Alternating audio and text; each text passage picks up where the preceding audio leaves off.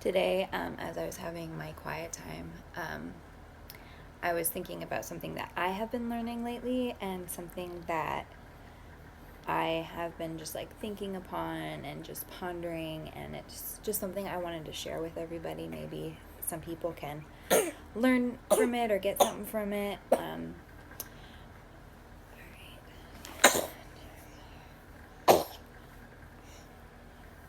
Bless you. You done? Yeah?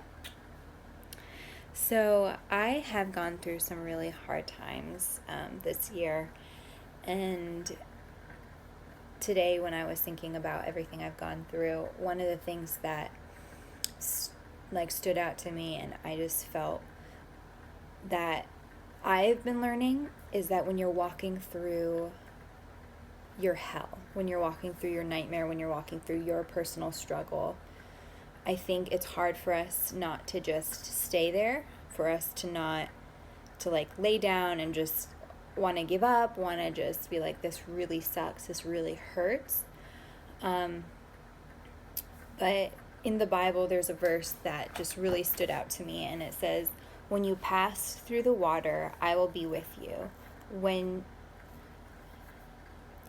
And through the rivers, they shall not overflow you. When you walk through the fire, you shall not be burned, nor shall the flame scorch you. So what that tells me is, even though we're going through fire, even though we're going through our struggles, we can't lay down. We can't let it overtake us. You have to walk through it. You have to keep moving, or else it will overtake you.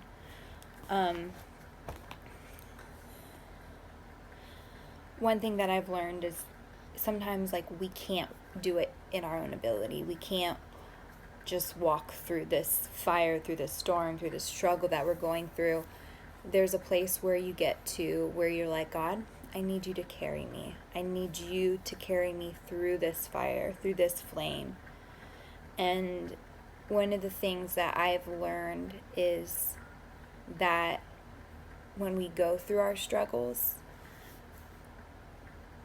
and when we keep on walking and we don't get stuck in them and we don't let them overcome us and become part of our identity, I think that's a huge thing, is the struggles and the pain, we kind of can wear them as badges. We can wear them as who we are as a person. It's like, I'm rejected, or I'm a failure, or I'm broken. If we allow the pain that people have put us through become who we are, then we carry that around.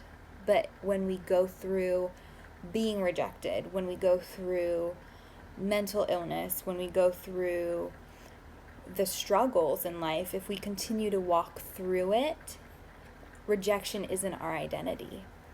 Brokenness isn't our identity. And we come out better. We come through the flame better. That flame wasn't a furnace to disintegrate us. It was a refining fire to make us into who we were created to be, or used to make us shinier, because we weren't ever created to go through pain and heartache and rejection. That's another thing that I've learned, is that God didn't create us for this world. He didn't create us for this broken world we live in. He created us for an Eden. He created us for a world that is perfect, without sin, without death, without rejection, without heartache. That's the world He created us for. So our bodies were not meant to endure the pain that this world puts on us. But one thing He does promise is He promises to enter that pain, enter the fire, enter the brokenness, enter the journey that we're going through. And when we allow Him to enter the journey with us, the fire isn't a furnace. It's not going to destroy us. It might feel like that. It might feel like I'm not going to make this. I am not going to survive this journey. I'm not going to survive this battle. But it's a refining fire when God is in it with you. And you will come out of the fire more beautiful, more radiant, more strong than you ever knew you could. And when you're in that fire, you definitely don't want anyone to tell you that. You're like, excuse me? Like, no. Don't tell me this is a refining fire. I will bite you. This is hell. And I know that because I've been in it. I've been through my own version of a hell. But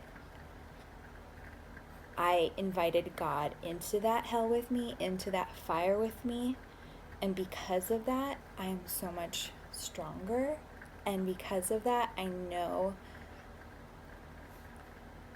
I can be who God created me to be, because I am only standing and walking because I asked Him to enter the pain and the brokenness. And every day He fills me up so that I can pour out. And every day He is my strength when I am weak and I am fragile and I am breakable. And yeah, that's all I wanted to share for today. I hope you were able to get a little bit from it. And may God bless your day. And I love you. Have a great weekend.